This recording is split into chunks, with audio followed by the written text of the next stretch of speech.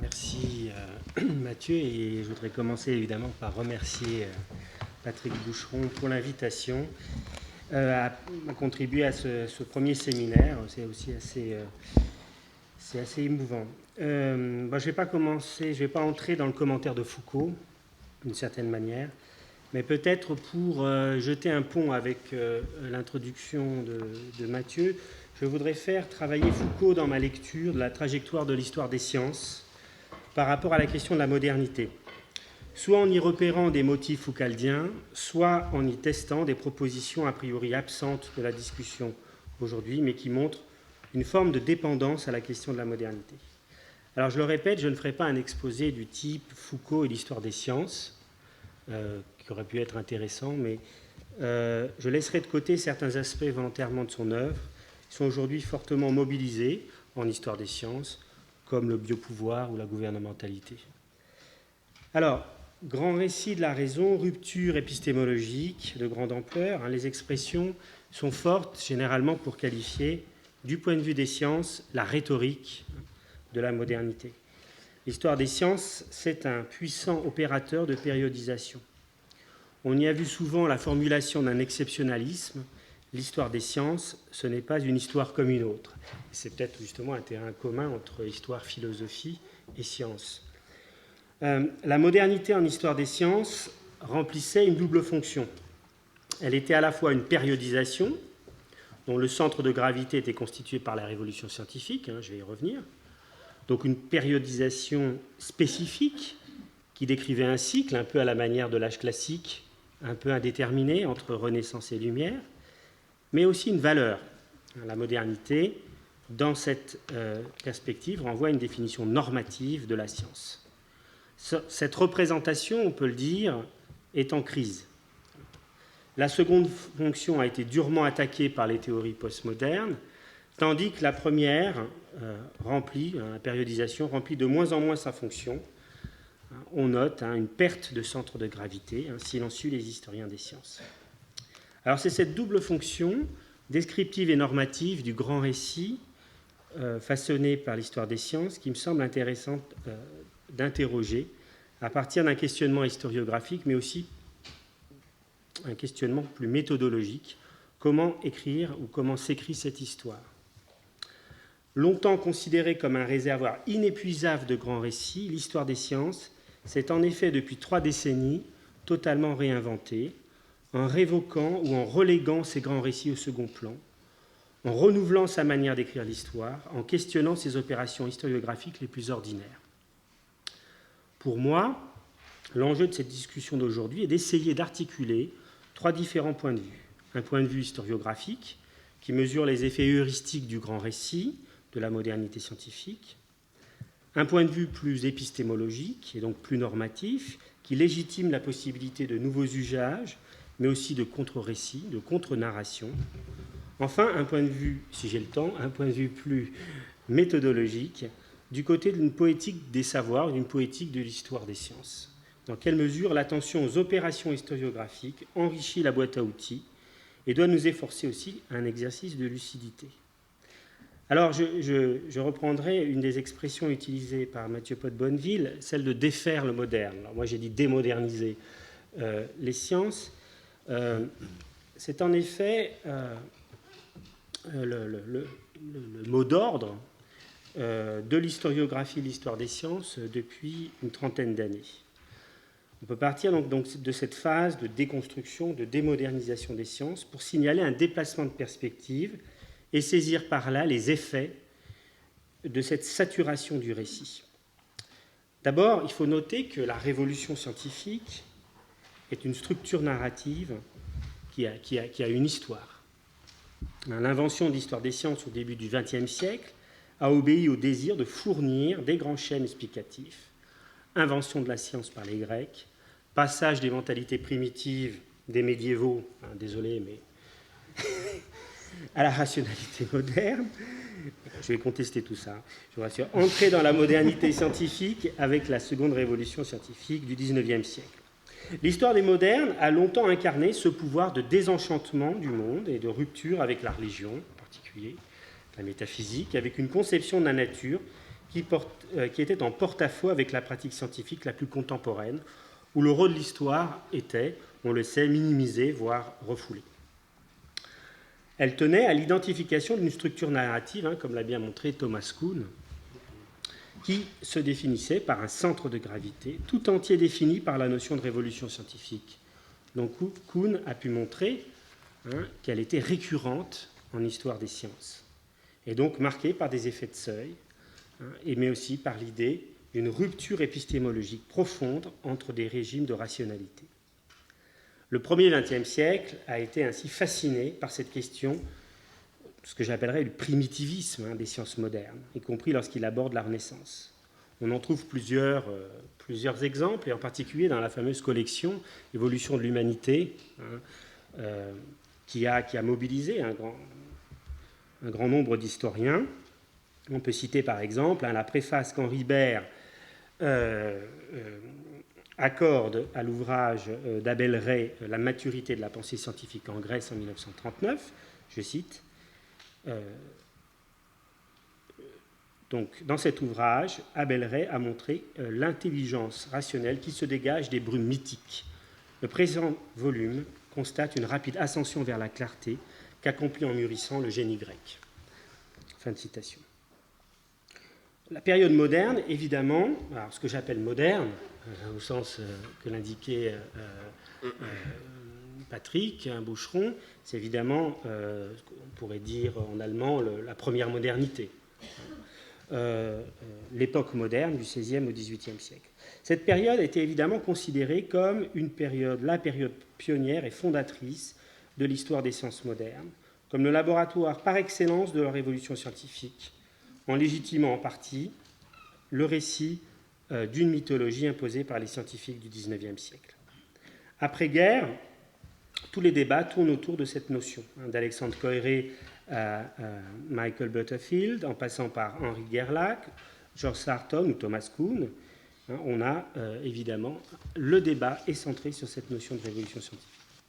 Sans aucun doute, Foucault reste marqué par cette structure narrative, d'une certaine manière, même s'il contribue à en élargir à la fois la base documentaire et à en redistribuer les principaux caractères. Selon le sociologue Nicolas Daudier, spécialiste de sociologie de la médecine, aux historiens des sciences fascinés par le langage de l'ordre, celui de l'Ancien Régime, incarné par des institutions réglées et autonomes, des classifications, Foucault oppose le langage de la force, puisqu'il s'agit de dévoyer derrière des plans, je cite, ce plan de force à la fois primordial et problématique. Fin de citation. En transformant l'histoire des disciplines ou des institutions savantes, comme l'Académie des sciences, en une interrogation sur les technologies politiques et sociales, Foucault montre le poids des dispositifs communs d'enquête sur la nature et sur les hommes. Il renouvelle notre pensée des normes scientifiques en les pensant désormais en extension. Il montre la cohérence de ces pratiques, de ces innovations disciplinaires et institutionnelles, en mettant au jour l'idée d'une domination d'une culture absolutiste des sciences. La portée n'est pas mince d'une telle vision, mais peut-être que les deux langages, celui de l'ordre et celui de la force, ont tendance aussi à encore trop considérer les institutions scientifiques comme spécifiques et autonomes. On y reviendra. La prolifération des grands récits de la révolution scientifique obéit ainsi, dans cette phase pionnière, à une volonté d'ordonner et de comprendre le monde scientifique. Du point de vue scientifique, le récit fait partie des grandes catégories de la connaissance, permettant aussi, selon Ricoeur, un parcours de reconnaissance, l'élaboration d'une histoire commune. Mais progressivement, ce grand récit bloque les descriptions des sciences, plaque sur des situations nouvelles des récits traditionnels et sature la production historiographique d'histoires héroïques. La construction narrative des sciences modernes a été renforcée par de nouvelles institutions qui, au tournant des années 70 et 80, vont encourager ce mode d'entrée historique, cette lecture historique des sciences, les musées de sciences, bien sûr, festivals, magazines.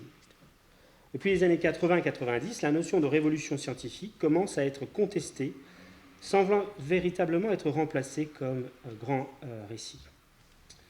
Elle finit dès lors par se dissoudre en englobant tous les processus historiques, aussi bien en termes chronologiques, maintenant donc de la révolution scientifique commence au début de la Renaissance et finit à l'époque des Lumières.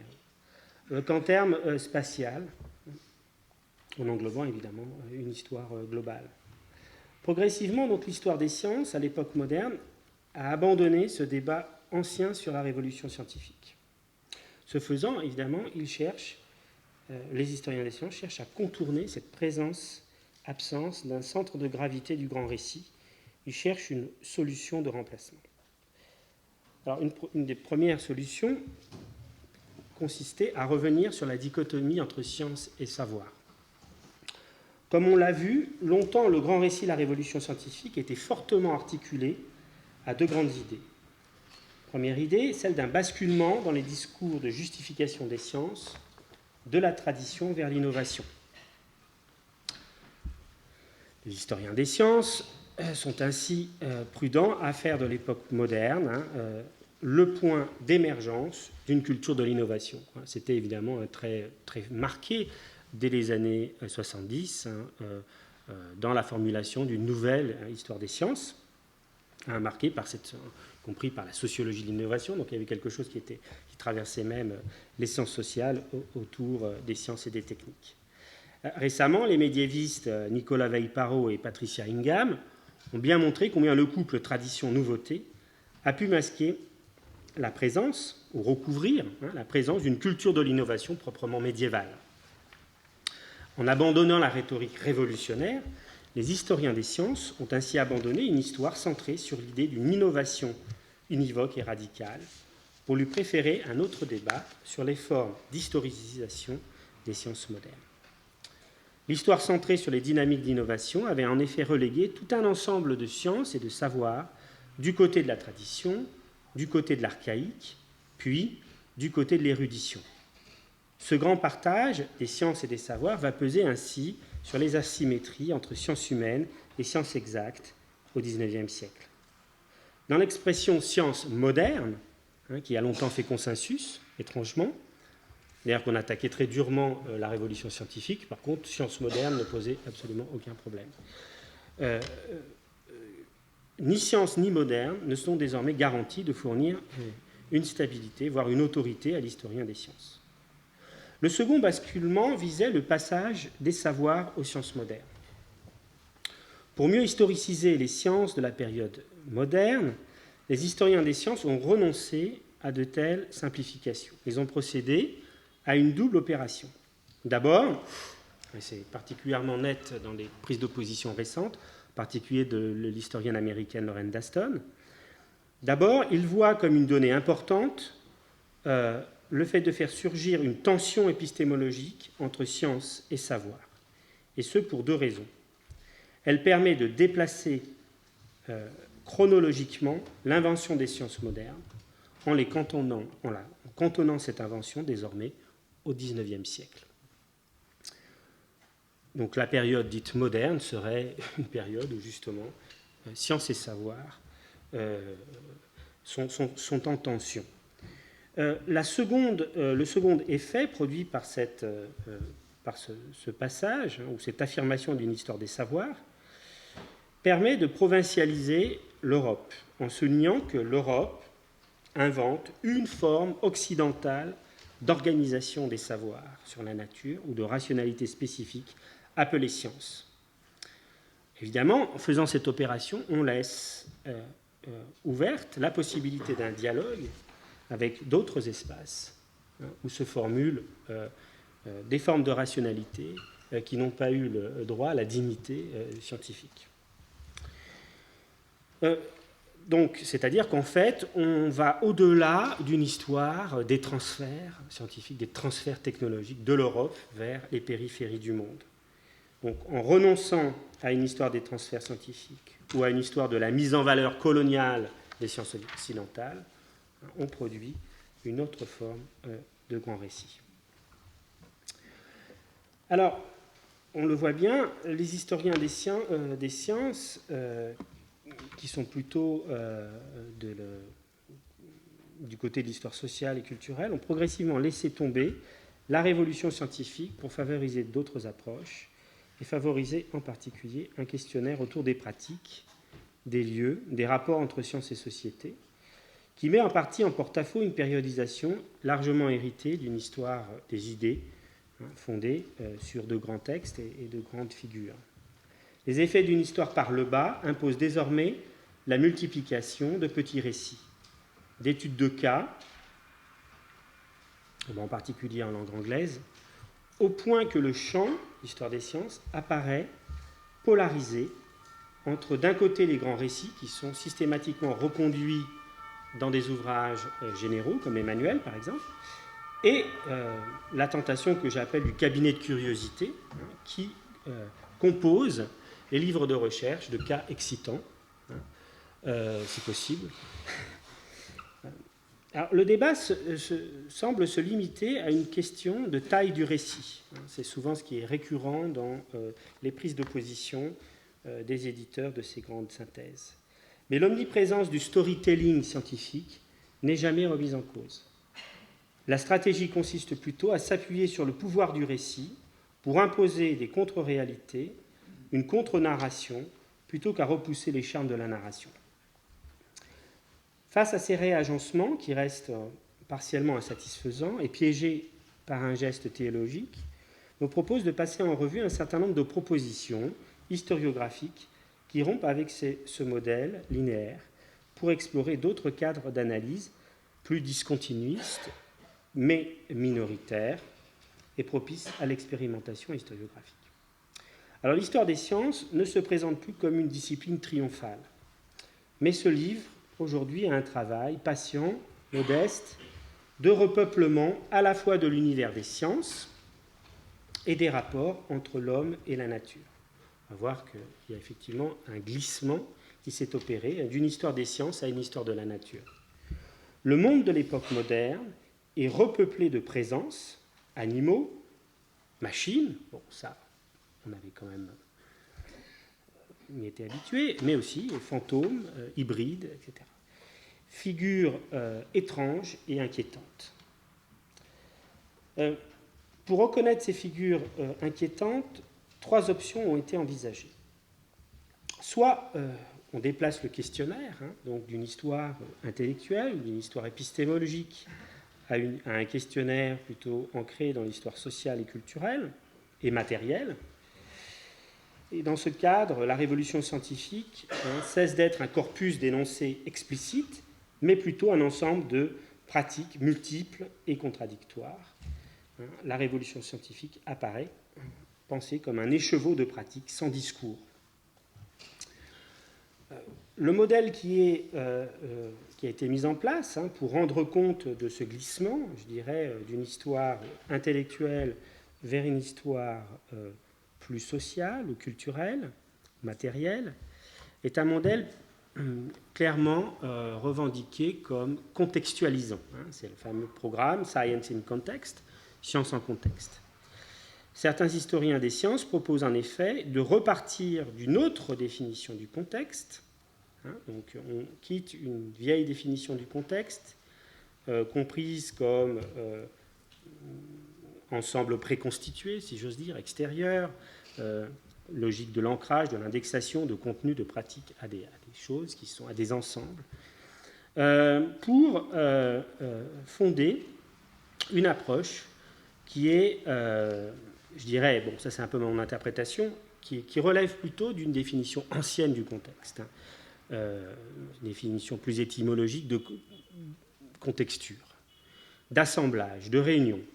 On sait que le mot est dérivé du contextum, qui veut dire entrelacer, ourdir. Son usage, c'est d'abord juridique, et on le voit récupéré dans cette problématique qui consiste justement à montrer comment, autour des concepts, des pratiques, des institutions scientifiques, on peut reconstituer le poids d'un ensemble, d'un réseau, à travers la mise au jour d'une densité documentaire, sociale et culturelle posée par le problème scientifique. Dans cette approche, le tournant matériel, très fort en histoire des sciences, en centrant la perspective sur les objets, sur les instruments, sur les animaux, sur le vivant, les choses, a permis de proposer d'autres récits fondés aussi, et d'autres périodisations fondées sur les carrières d'objets, par exemple, la mobilité des objets. On peut penser par exemple à l'ouvrage de Dagmar Scheffer sur l'histoire des sciences en Chine autour de 1000 objets au XVIIe siècle. Ce retour à la matérialité physique du monde n'est pas juste une tentative rhétorique pour contourner les effets du centre de gravité de la révolution scientifique. Il s'accompagne d'un tournant ontologique. Les scientifiques, les pratiques scientifiques sont étudiées en tant qu'elles identifient, produisent de nouvelles ontologies. Le deuxième modèle est un modèle plus spatialisant. Après avoir déplacé le questionnaire de l'histoire intellectuelle vers l'histoire sociale, culturelle et matérielle, la deuxième dynamique particulièrement saillante aujourd'hui consiste à changer d'échelle.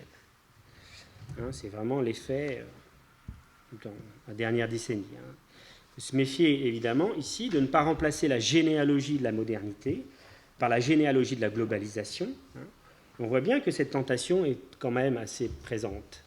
Il y a un tournant spatial et la question sociale s'est peu à peu transformée en question spatiale ou environnementale avec l'Anthropocène.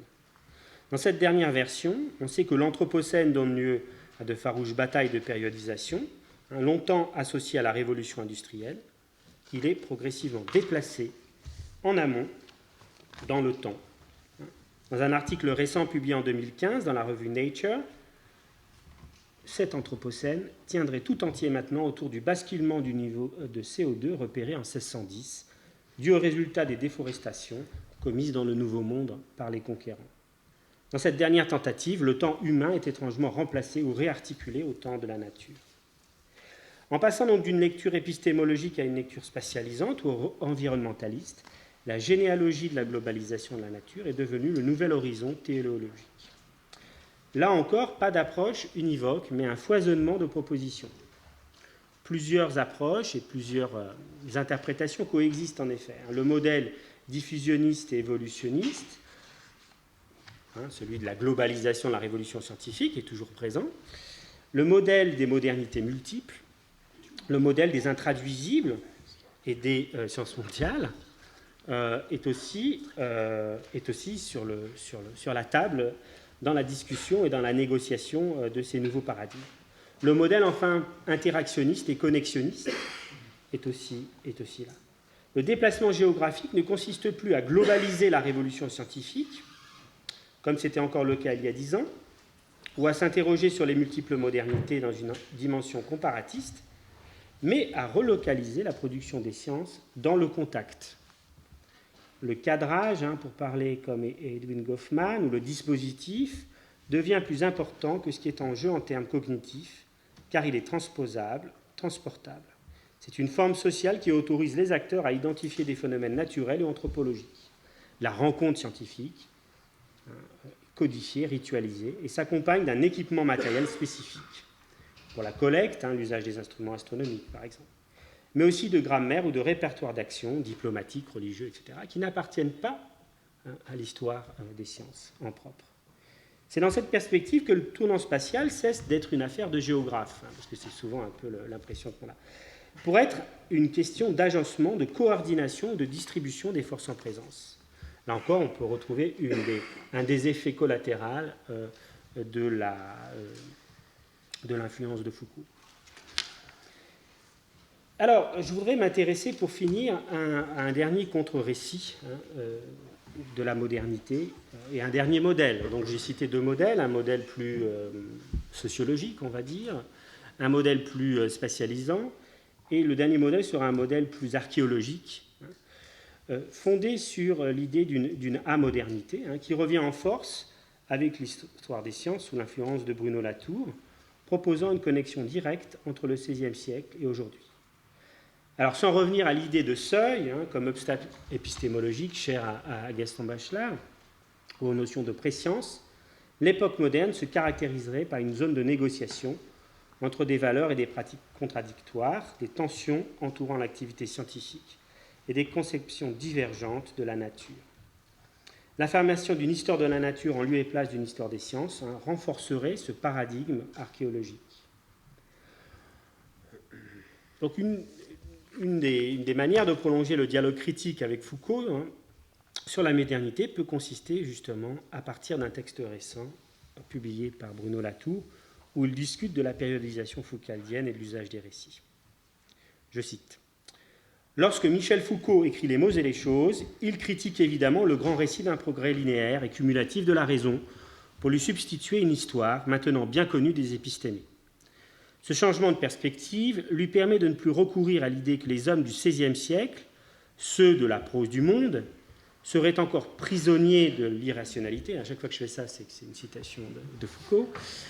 Ils ont leur raison, toute excellente. Mais voilà. Les façons mêmes de raisonner changent selon les épistémés. Et si les hommes de la Renaissance raisonnent bien, ceux du XVIIe siècle ne pensent plus les choses de la même façon. Plus rien ne permet de relier Rabelais et Descartes, qu'un gouffre sépare. Celui qu'une nouvelle façon de raisonner, nommée par Foucault H classique, va creuser davantage.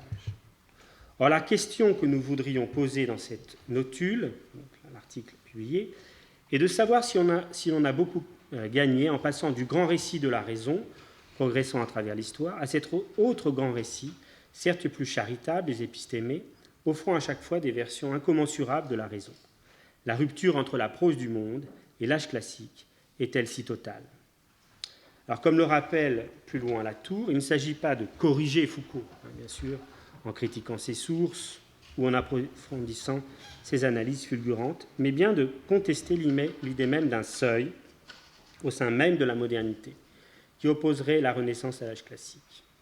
Latour poursuit, je cite, « N'a-t-il pas pris un peu rapidement pour une différence radicale entre deux façons de raisonner, entre deux épistémés, une légère différence dans la distribution des forces scientifiques et politiques. Autrement dit, est-ce que le préjugé épistémologique, celui du grand récit de la raison éclairant le monde, ne s'est pas trouvé rajeuni, avivé et relancé par cette rupture épistémologique, censée couper l'âge classique de la prose du monde? Alors, évidemment, Latour revient à une des propositions faites au début des années 90. Nous n'avons jamais été modernes. Et il se propose donc de revenir sur le grand partage entre nature, culture, nature et société, nature et politique, qui aurait eu lieu à partir du XVIIe siècle. Et dans ce texte, précisément, suivant les travaux de l'anthropologue Philippe Descola, il relance cet effet de seuil dans un premier temps. Je cite, « Les Européens étaient analogistes au XVIe siècle, comme les Indiens, les Chinois, une grande partie des Africains. Mais si vous vous déplacez d'un siècle, voilà qu'ils sont bel et bien devenus naturalistes. » Là, il cite Descola. On retrouve ici, selon Latour, la même plage temporelle que celle pointée du doigt par Foucault et qui est supposée séparer les schèmes analogiques de l'interprétation par les schèmes naturalistes de l'ordre. La révolution scientifique serait en effet une contre-réforme, une contre-révolution scientifique, contre ce qui était perçu pour certains comme un foisonnement intellectuel, une libération des pratiques scientifiques à la Renaissance. On y trouve par exemple un certain rapport aux crises écologiques, selon Latour, un rapport différent à l'espace et à la matière. L'analogisme dans le sillage de Philippe Descola retrouve une nouvelle dignité. Bon, je ne sais pas si c'est la dignité voulue pour les médiévaux se retrouver dans cette catégorie-là, mais elle ne serait donc pas complètement annihilée par le naturalisme. Pour Latour, l'analogisme aurait trouvé refuge dans l'art. Je cite, « La prose du monde continue dans la peinture et dans l'image savante, mais sous une forme qui permet d'ignorer de mieux en mieux les discontinuités grâce à l'invention des techniques de mise en perspective, c'est-à-dire en fait de rangement des rapports analogiques. » Citant Lucien Febvre et Horst Bredekamp, Latour montre bien comment la Renaissance a des choses en commun avec notre époque. Il souligne l'importance d'une attention au pluralisme des conceptions de la nature, mais aussi aux opérateurs qui ont imposé cette vision univoque des rapports à la nature, qu'il voit en particulier dans les modes de visualisation. Le visuel étant, et ça c'est aussi un des effets des travaux de Lorraine Daston et de Peter Gallison, une obsession dans la construction de la notion d'objectivité, une obsession pour les historiens des sciences. Si l'on suit Latour, la rupture épistémologique serait affaire de croyance, et rien ne sera plus désormais pareil pour l'historien des sciences.